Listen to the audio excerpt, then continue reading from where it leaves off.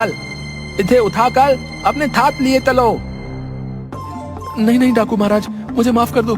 मुझे नहीं पता वो सेठ का है, उस सेठ की धन की पोटली का है। मुझे नहीं पता सरकार, वो सेठ थोड़ी देर पहले तो यही था, लेकिन अब मुझे नहीं पता वो कहाँ गया। डाकू महाराज माफ कर दीजिए मुझे।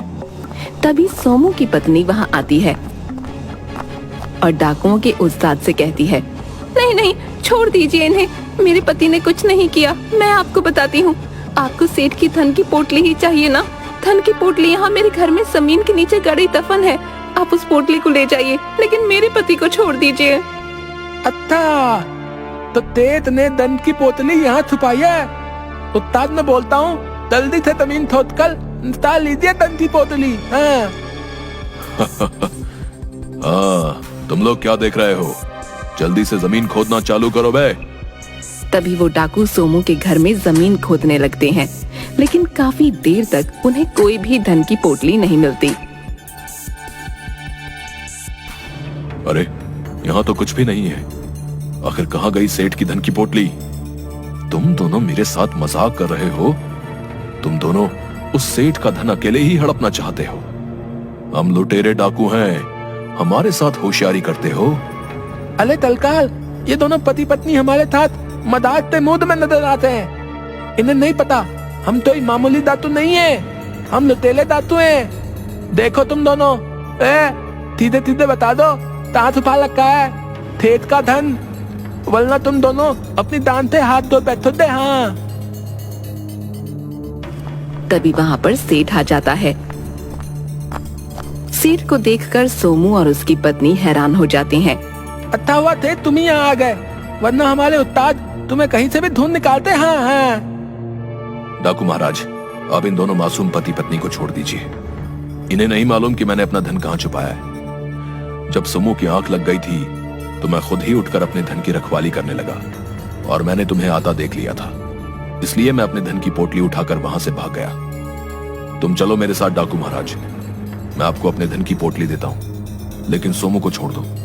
जिसके बाद सेठ और सोमू उन चारों डाकुओं के साथ उसी जंगल में जाते हैं जहाँ सोमू लकड़ी काटा करता था।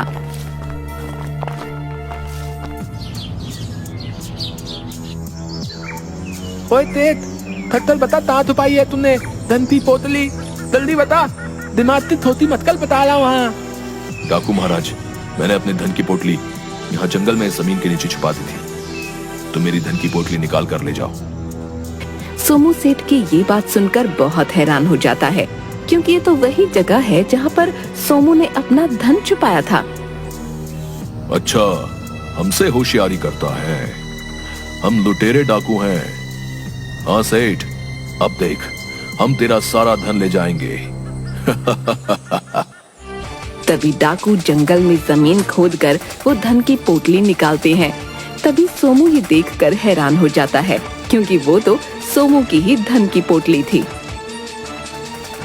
हे भगवान, ये तो मेरी ही वर्षों की जमा पूंजी से जमा किया हुआ धन है, लेकिन सेठ इसे अपना धन क्यों बता रहा है? हे भगवान, अब मैं क्या करूंगा? इस सेठ ने तो मेरे साथ धोखा किया है। हाय हाय, अब तो मेरे पास कुछ भी नहीं बचेगा। अरे वाह वाह, हमें तो माल मिल गया। देखो तलकाल, ये रहा तेल का ताना। हाँ। अरे हाँ हाँ, चलो यहाँ से। इतना धन तो हमारे लिए पर्याप्त है। आखिरकार हमने सेठ का धन लूट ही लिया। हाँ। जिसके बाद वो डाकू वहाँ से सेठ के धन की पोटली लेकर चले जाते हैं।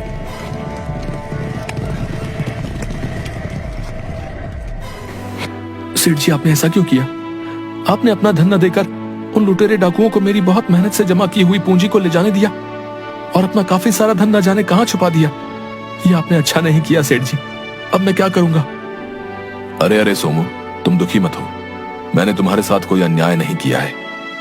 जब तुम यहाँ इस जंगल में अपना धन छुपाने आए थे, उसी वक्त मेरी आंख खुल गई थी, और मैं भी तुम्हारा पीछा करता करता यहाँ आ गया था। मैंने सब देख लिया था, लेकिन जैसे ही मैं वापस तुम्हारे घर जा रहा था, तो मैंने देखा कि वही लुटेरे डाकू गांव के कुछ लोगों से तुम्हारे घर का पता पूछ रहे थे। मैं जान गया था कि अब ये मुझे ढूंढते ढूंढते तुम्हारे घर ही आएंगे, इसलिए डाकुओं के तुम्हारे घर पहुंचने से पहले ही अपना छुपाया हुआ धन तुम्हारे घर से निकाल कर ले गया था। लेकिन मुझे मालूम था बिना धन लिए लुटेरे डाकू वापस नहीं जाएंगे। इसलिए मैंने अपने धन की बजाय तुम्हारे धन का रास्ता उन्हें बता दिया, क्योंकि मेरा धन तुम्हारे धन से कई गुना अधिक था। तभी सेठ अपने कुर्ते की जेब से धन की पोटली निकालता है और पोटली में से काफी सारे सोने चांदी के जेवर सोमू को देता है। ये लो सोमू, तुम्हारा जो धन लुटेरे डाकू लेकर गए हैं, ये उनसे कई गुना ज्यादा है। अब तुम अच्छे से अपनी जिंदगी बिता सकते हो। ये देखकर सोमू बहुत खुश हो जाता है। सेठ जी, मुझे माफ कर दीजिए, मैंने आपके बारे में कितना गलत सोचा।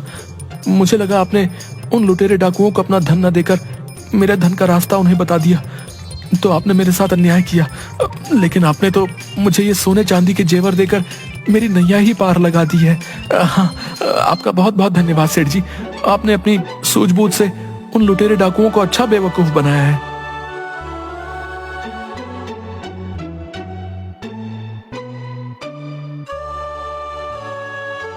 इसके बाद सोमू अपनी पत्नी उर्मिला के साथ खुशी खुशी रहने लगता है।